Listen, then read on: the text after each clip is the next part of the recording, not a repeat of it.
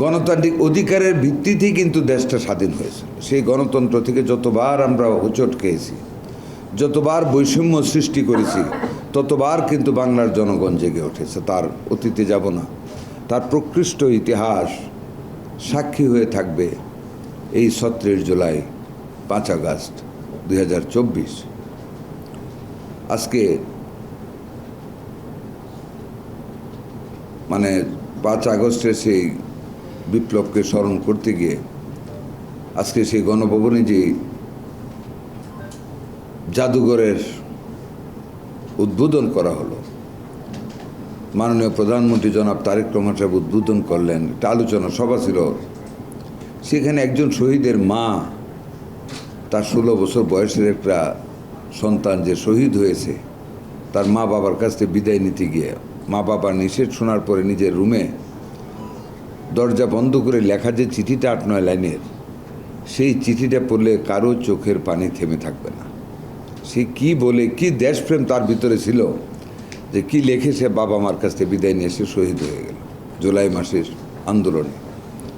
বাংলাদেশকে বৈষম্যহীন একটা অর্থনৈতিক ব্যবস্থার কাঠামোতে ফিরিয়ে আনার জন্য, মুক্তিযুদ্ধের ৭১-এর যে চেতনা ছিল আমাদের অধিকার ভোগ করার গণতান্ত্রিকভাবে, সেটাকে আবার দেশে প্রতিষ্ঠিত করার লক্ষ্যে একটি কঠোর, চরম,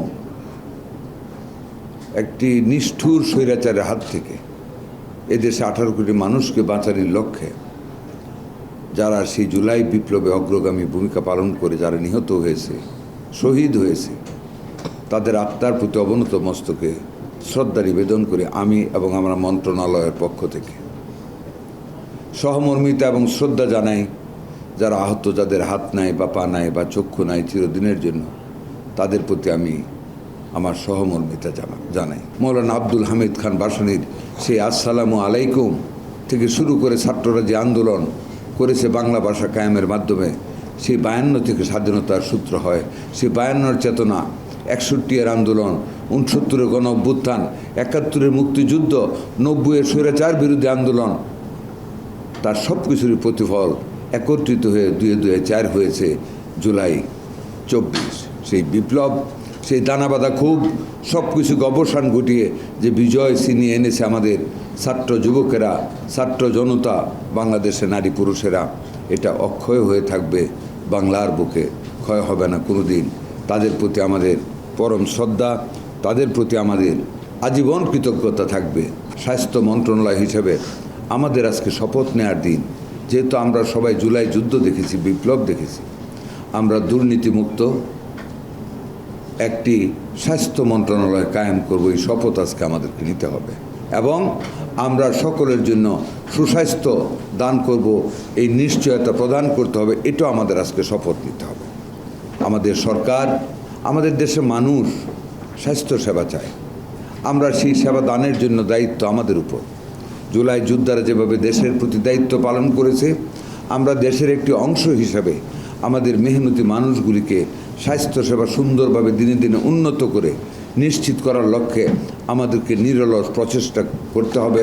সেই আহ্বান আপনাদেরকে রেখে আবারও জুলাই ৩৬-এর সকল শহীদানের প্রতি আমার অন্তঃস্থল থেকে শ্রদ্ধা জানিয়ে আল্লাহর কাছে তাদের আত্মার মাগফিরাত কামনা করে, যারা অসুস্থ, যারা পঙ্গুত্ব বরণ করেছে, অন্ধত্ব বরণ করেছে, তাদের প্রতি সহানুভূতি কামনা করে স্বাস্থ্য মন্ত্রণালয় থেকে আহতদের জন্য যদি কিছু আমাদের, আমি জানি না জিনিসটা আরেকদিন বলেছিলাম, সচিব সাহেবকে অনুরোধ করবো যে করে থাকেন একটা কিছু, আমরা সবাই মিলে একটা কিছু, আমরা সবখান থেকে কিছু কিছু সেভ করে একটা ফান্ড তৈরি করে যারা এখনও অনেক অসহায় জুলাই যোদ্ধারা আসে তাদের জন্য আমরা একটা ব্যবস্থা করবো, এই আশাবাদ ব্যক্ত করে এই ছুটির দিনে আপনারা সবাই এসেছেন, আপনাদের সবাইকে অন্তঃস্থল থেকে আন্তরিক ধন্যবাদ।